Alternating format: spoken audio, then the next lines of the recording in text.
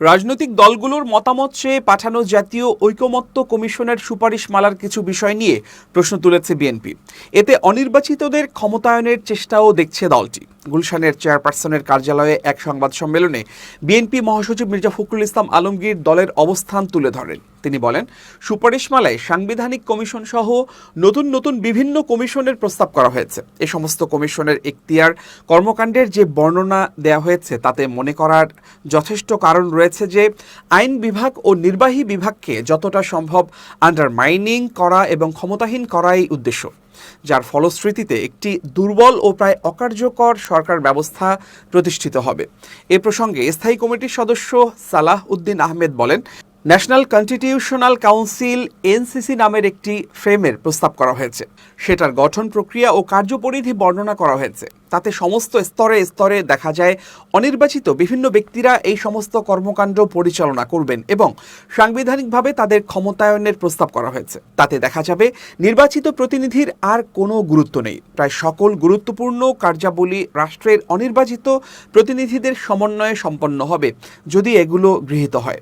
মির্জা ফখরুল ইসলাম আলমগীর বলেন, যেহেতু সংস্কার একটি চলমান প্রক্রিয়া, সংস্কার ও নির্বাচন প্রক্রিয়া দুটোই একই সঙ্গে চলতে পারে।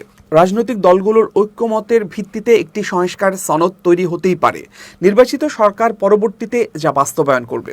এমত অবস্থায় এখন অন্তর্বর্তী সরকারের মূলত করণীয় হচ্ছে একটি সুষ্ঠু, অবাধ ও গ্রহণযোগ্য নির্বাচন অনুষ্ঠানের জন্য ঐকমত্যের ভিত্তিতে প্রয়োজনীয় সংস্কার শেষে দ্রুত একটি অবাধ ও নিরপেক্ষ জাতীয় নির্বাচন অনুষ্ঠানের আয়োজন করা এবং নির্বাচিত সরকারের নিকট দায়িত্ব হস্তান্তর করা।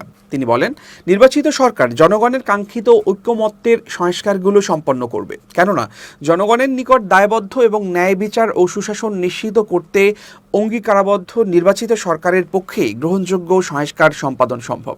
অন্তর্বর্তী সরকারের কোনো উপদেষ্টা ক্ষমতায় থেকে রাজনৈতিক দল গঠন প্রক্রিয়ায় প্রত্যক্ষ পরোক্ষভাবে জড়িত থাকায় জনমনে সংশয় সৃষ্টি হয়েছে। এ প্রক্রিয়ায় প্রশাসন যন্ত্রকে ব্যবহার করার নানা প্রকার লক্ষণ ও প্রমাণ ক্রমেই প্রকাশ পাচ্ছে, যা দেশ ও গণতন্ত্রের জন্য মোটেই সুখকর নয়। আগামী ডিসেম্বরের মধ্যে সুষ্ঠু নির্বাচন আয়োজনে সরকার এবং সেনাবাহিনীর ভূমিকার প্রতি বিএনপির আস্থা আছে বলেও জানান তিনি। সংবাদ সম্মেলনে আওয়ামী লীগ নিষিদ্ধের বিষয়ে মন্তব্য জানতে চাওয়া হলে বিএনপি মহাসচিব বলেন, এ বিষয়ে আমি এখনই কোনো কমেন্ট করব না। দয়া করে ওদিকে ডাইভার্ট করবেন না। Thank you.